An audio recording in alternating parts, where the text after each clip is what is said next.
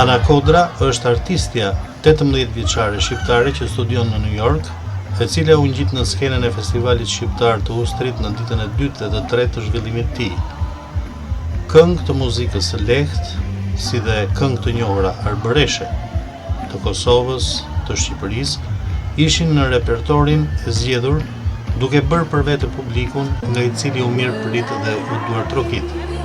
E ardhur bashkë me familjen e saj gjatë një vizite në kishë të bisedua me Anën dhe së pari e pyetëm atë se si ndihej që kishte zgjedhur Usterin për një performancë live përkundrejt New Yorkut. Yes, of course. Si ndodhi? Ndodhi që njohëm një person shumë të mirë dhe më referoi tek ky festival kaq i madh dhe tani jam këtu si e ftuar speciale. Më pëlqeu shumë atmosfera, njerëzit, ngjyrat dhe me vërtet më solli prapë në Shqipëri. Lidhja juaj me muzikën cila është?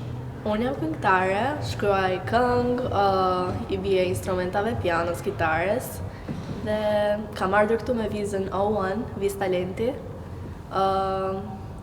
për fat të abilities të mia që kisha në Shqipëri, më dhanë vizën që të vija në Amerikë. Zgjodhëm pikërisht kishën, ishte një pjesë kishën e Shënbërisë, ishte një pjesë e turit që bëjnë festivalistët dhe unë mendova që ta kishim të përfshirë dhe ambientin e kishës. Këtu kemi një korë shumë të bukur që këndon shqip. Dëgjova që ju këndohet dhe këngë arbëreshe me një nga numrat tuaj. Mund të thoni pak diçka për repertorin që ju përdorni dhe si e përshtatet atë me festimet këtu? Unë zgjodha këngë të vjetra shqiptare sepse nuk ka domethënë këngë më të bukura se sa këngët e arbëreshës. Zgjodha më e bukur arbëri, zgjodha Margjelën, që është këngë akoma më e vjetër.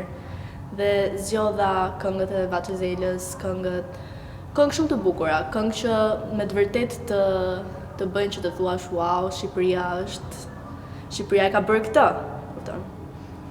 Dhe mua më pëlqeu shumë mënyra si publiku reagoi këngëve dhe suportuan, domethënë nuk kam pasur një suport kaq të madh sa që kam pasur këtu në përsa kam qenë në Amerikë dhe ndihem shumë krenare që erdha këtu.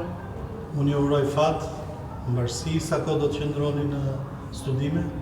Unë jam këtu për të qëndruar, domethënë nuk kemi plane që të lëvizim, por nëse na del diçka sigurisht do shkojmë prapë në Shqipëri edhe do vim prapë.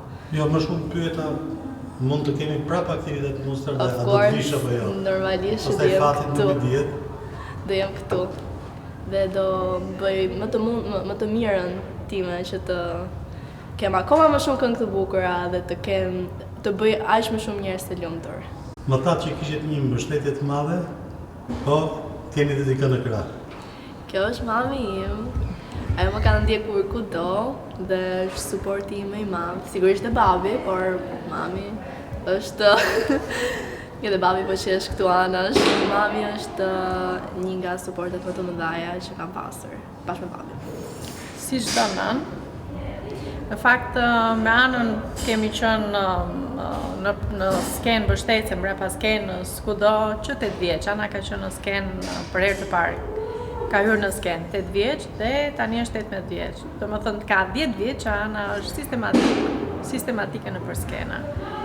Dhe ka pasur një veti e vogël, para mbante mend mirë tekste dhe më duhej që gjithmonë unë të isha si backup për tekste. Dhe ka ngelur tani e kam rutinë që kur Anën e regjistroj, këndoj bashkë me Anën sepse duhet t'i kujtoj tekstet. Por Ana tani është e rritur dhe normalisht i di të gjitha, por na ka ngelur fort se zakonit ndër vite. Del gjithmonë aty përpara, më përpara ku mund ta shikoj edhe unë dhe këndon.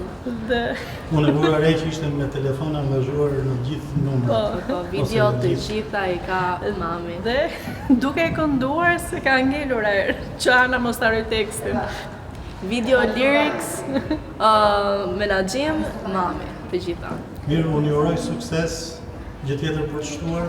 Jo, faleminderit, ndihemi shumë të nderuar me këtë ftesë këtu dhe jemi shumë të surprizuar me komunitetin shqiptar këtu. E kemi ndjer veten sikur jemi në Shqipëri.